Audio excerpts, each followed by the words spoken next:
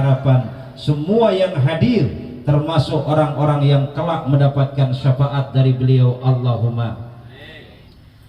Rekan-rekan yang sangat saya cintai, melalui pertemuan alumni seperti ini, mudah-mudahan Allah pererat tali silaturahim kita sehingga timbul rasa sayang dan cinta yang memang dasarnya kita semua saudara. Innamal mu'minuna ikhwatun, sesama muslim itu saudara. Dan ingat, almar'u yusarru ma'aman ahaba ilaih, manusia Allah akan kumpulkan nanti dengan orang-orang yang dicintainya. Kalau jenengan cinta dengan Cak Nur, mudah-mudahan masuk surga bersama Cak Nur. Allahumma. Modalnya cinta saja, sehingga Rasul katakan, man ahabbani kana ma'i fil jannah, kata Rasul. Siapa yang cinta kepadaku, kata Rasul, dia yang kelak akan bersama Rasul di surganya Allah Subhanahu wa ta'ala. Modalnya cinta. Cuman kan cinta harus dibuktikan. Enggak cukup cinta di lisan. Bayangkan kalau ibu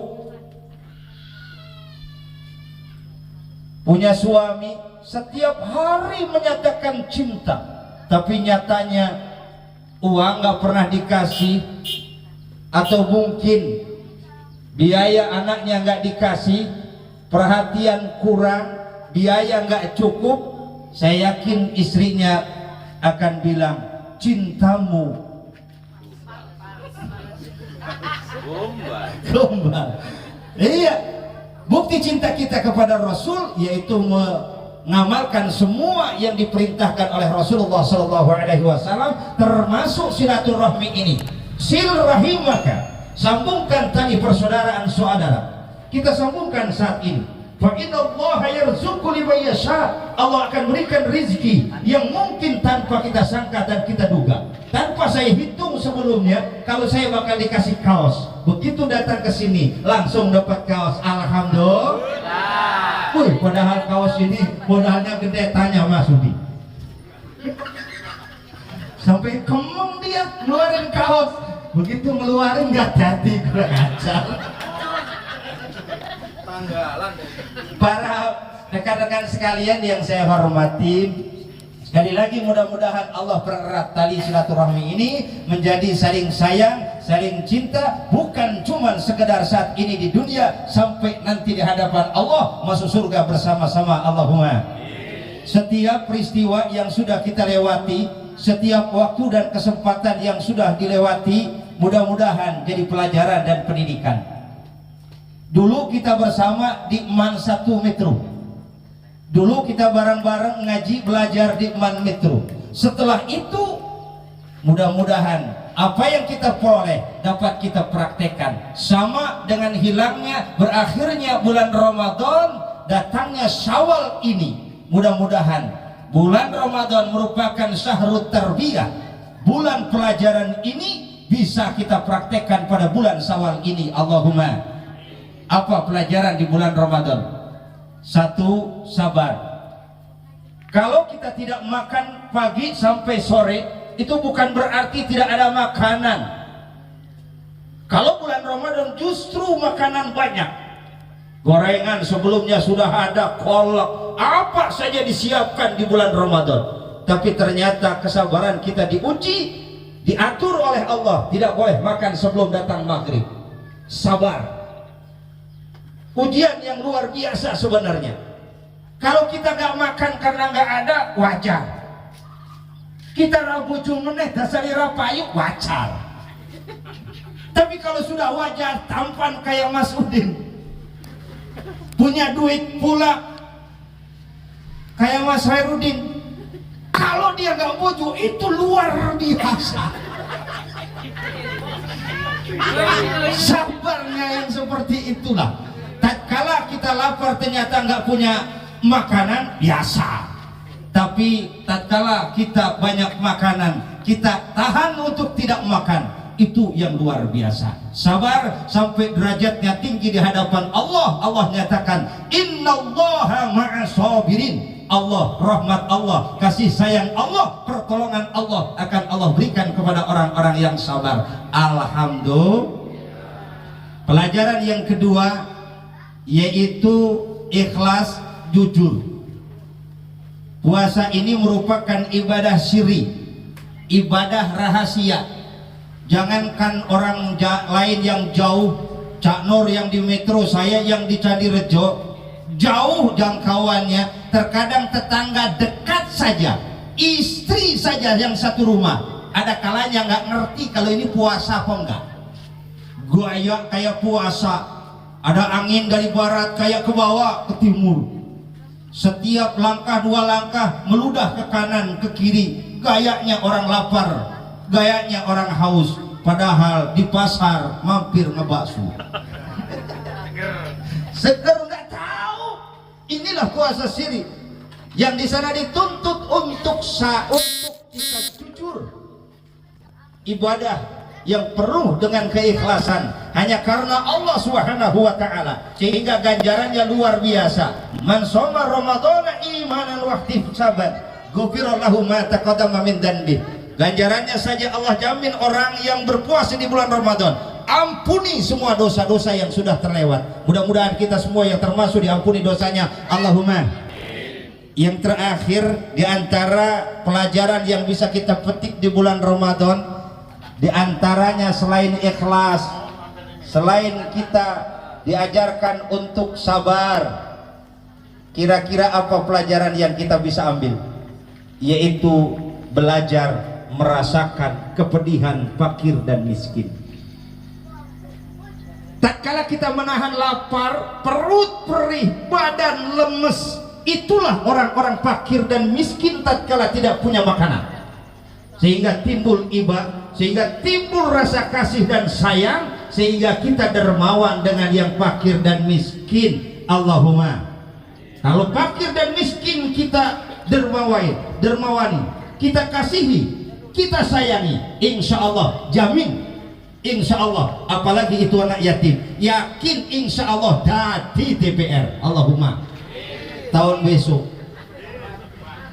janji Rasul, atuhibu ayalina qalbuka wa tudrikal hajataka. Inginkah saudara hatinya halus, ijabah dosa saudara?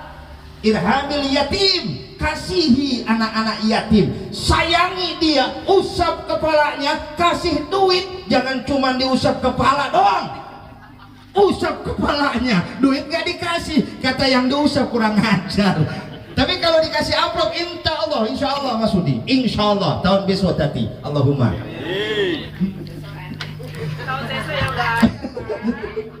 Para rekan-rekan sekalian yang saya hormati, pada akhirnya di bulan Idul Fitri ini, Idul Fitri artinya kembali kepada sucian, kembali kepada bersih. Lebaran ini bukan berarti orang yang bagus mobilnya, yang nggak mau datang karena mobilnya jelek, nggak mau datang karena motornya jelek, jangan. Karena apa? Lebaran itu bukan itu ukurannya. Kata ulama, laisal id liman labisal jadid. Bukan lebaran yang namanya baju baru, bukan itu yang dimaksud. Walakinal id liman ta'atuhu tajid. Tapi lebaran yang sebenarnya adalah orang yang keimanannya bertambah. Dulu sebelum Ramadan itu mungkin skalanya sekian, setelah Ramadan berlalu tambah kuat keimanan kepada Allah Subhanahu wa ta'ala. Allahumma. Rekan-rekan sekalian, Ramadan sudah meninggalkan kita, termasuk masuknya Syawal kita ini yang gak ada jaminan. Kata Mas Maksum tadi, rupanya kita sudah tua, tidak ada jaminan kita akan ketemu dengan alumni yang akan datang. Betul? Alumni kita sudah rencanakan, insya Allah nanti di 38. Betul? Insya Allah ada pelaksanaannya. Tapi ada jaminan kita semua akan bisa hadir? Bisa jadi pelaksanaan kita laksanakan, tapi di antara kita bisa jadi dipanggil oleh Allah Subhanahu wa ta'ala. Untuk itu kalau soal seperti itu saya pasrah kepada Allah. Saudara mau duluan dipanggil, saya belakangan, nggak apa-apa. Atau dibalik Kang Maksum, saya saja yang belakangan, saudara yang duluan pun saya nggak akan masalah. nggak jadi masalah itu. Saya nggak akan protes. Insya Allah Cak Nur, urusan itu saya nggak protes. Tapi mudah-mudahan umur kita panjang, Allahumma. Maka diantaranya kita silaturahim. Rekan-rekan sekalian, sehingga Allah katakan, qad aflaha man tazakka. Bahagia, hebat, menang orang yang mau membersihkan diri. Sehingga disebut Idul Fitri, kembalinya kepada kebersihan. Bahasanya membersihkan diri bukan berarti merasa bersih. Tidak ada manusia yang suci di kolong jagat ini kecuali Rasulullah SAW. Kiai masih ada yang terpeleset dalam maksiat, ulama masih ada yang terbawa dalam susah. Bayangkan, apalagi yang cuman setiap hari ngumpulnya dengan orang yang biasa musyawarah berempat, plek, belak 5, belak 6, nggak tahu seperti apa. Yang jelas tidak ada manusia yang suci. Kullu bani Adam khata'un. Semua turunan anak Adam punya salah. Tapi ingat, dari tazakka, orang yang membersihkan diri itulah yang hebat. Wa kharu khata'ina at-tawwabun, kata Rasul. Sebaik-baik orang berbuat salah adalah tobat kepada Allah Subhanahu wa taala. Tidak ada bahasa terlambat. Sekali kita tobat dan diterima oleh Allah. At-ta'ib minadz-dzanbi kaman ladan bala. Orang yang tobat dari dosa, orang itu akan dibersihkan Allah seperti orang tidak pernah berbuat dosa sama sekali. Alhamdulillah, masih ada kesempatan Mas Hudi. Mudah-mudahan tobat kita diterima, Allahumma. Rekan-rekan sekalian yang saya hormati, tapi yang terpenting para sekalian, setelah Id ini, setelah Idul Fitri ini, ingat tatkala Rasul turun dari mimbar khutbah, Rasul pernah ngaminkan yang padahal tidak ada suara. Ternyata Rasul melihat malaikat Jibril hadir dan malaikat Jibril berdoa. Apa doa malaikat Jibril tatkala turun Rasul dari mimbar? Kata malaikat Jibril, ya Allah, jangan terima puasa orang-orang yang durhaka kepada orang tuanya. Maka kesempatan masih ada, Idul Fitri kita masih ada. Kalau ada orang tua yang belum kita datangin, belum kita sungkemin, belum kita minta maafkan dari salah kita, maka kita sungkem bila perlu cium kakinya untuk dapat maaf dari kedua orang tua kita. Bayangkan, malaikat Jibril yang doa, Rasul yang mengaminkan. Luar biasa. Yang kedua, ya Allah, jangan terima puasanya orang atau istri-istri yang durhaka kepada suaminya. Dengerin tuh.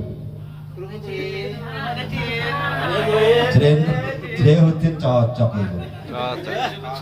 Jangan terima puasanya istri-istri yang durhaka kepada suaminya. Bagaimana kalau dibalik? Gimana dengan kalau suami durhaka kepada istrinya? Apa-apa.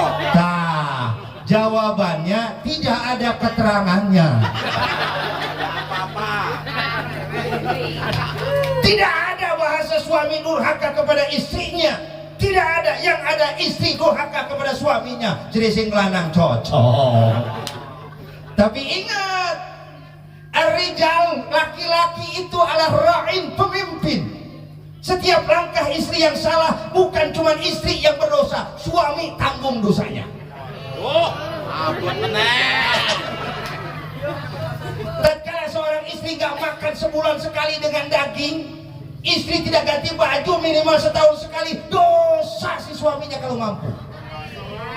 Iya, harus dijatah seminggu sekali daging, sebulan sekali main ke taman, biar suami gairah hidupnya. Istri hanya suruh kerja saja, borongan 24 jam. Nah itu yang kurang ajar suami. Sering tulan yang taman. Nah, para rekan-rekan sekalian, itu doa yang kedua. Kata malaikat Jibril, jangan terima puasanya istri yang durhaka kepada suaminya.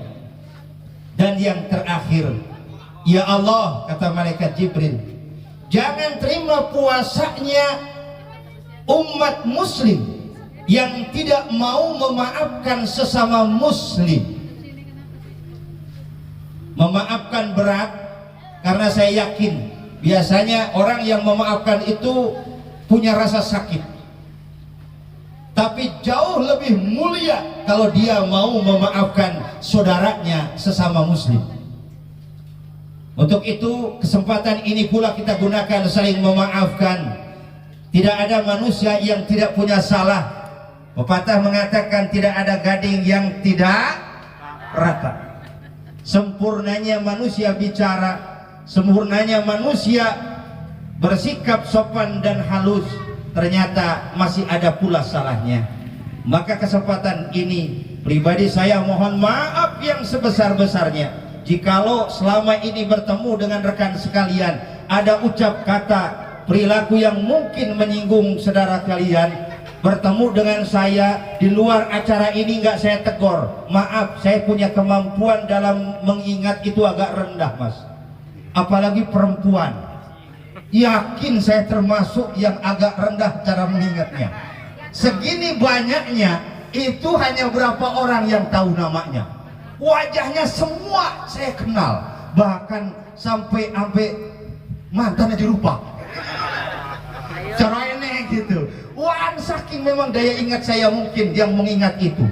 Kalau laki-laki insya Allah semua ingat kecuali yang lupa, insya Allah. Untuk sekali lagi saya mohon maaf yang sebesar-besarnya. Kita berdoa kehadirat Allah Subhanahu wa taala. Mudah-mudahan pertemuan kita kali ini menjadikan wasilah maghfirah dari Allah Subhanahu wa taala, khusus Mas Dahlan yang ketepatan ini. Mudah-mudahan rumahnya ini menjadi rumah yang keluarganya yang menempati menjadi keluarga yang sakinah, mawadah, warahmah, rumah yang tentram ditempatinya, bahagia orang yang masuk ke dalamnya. Amin ya rabbal.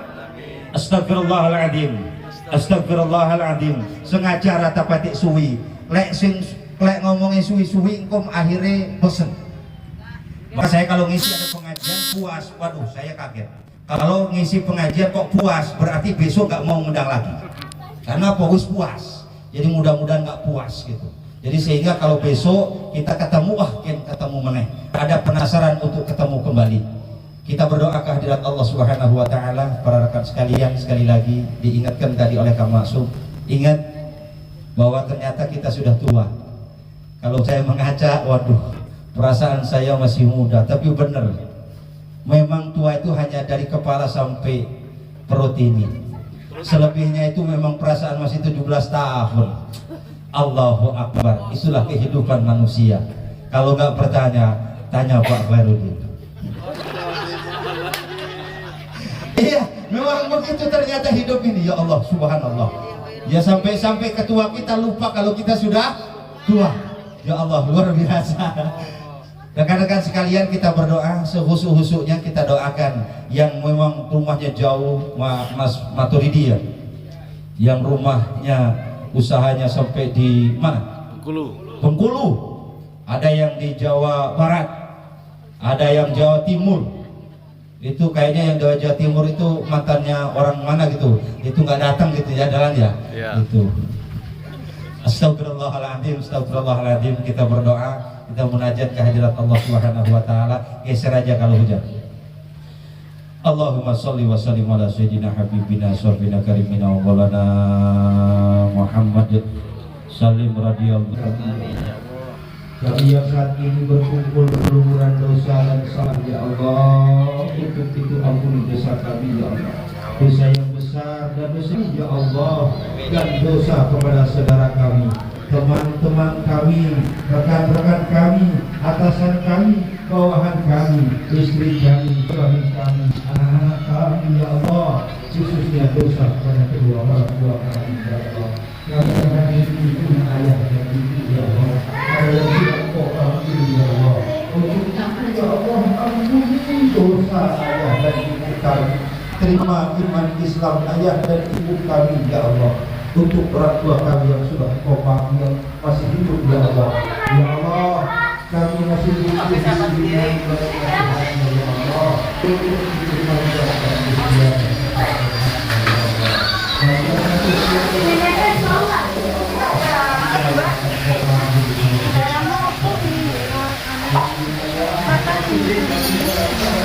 Dar, ceket-ceket ya, Dar? Ceket. Ceker. Iya. Ceker. Ceket iki wong ngel. Ceker ngomong sudah Sini motor. Kumpul oleh ae ceket sini motor. Sering ngartono, tapi aglo.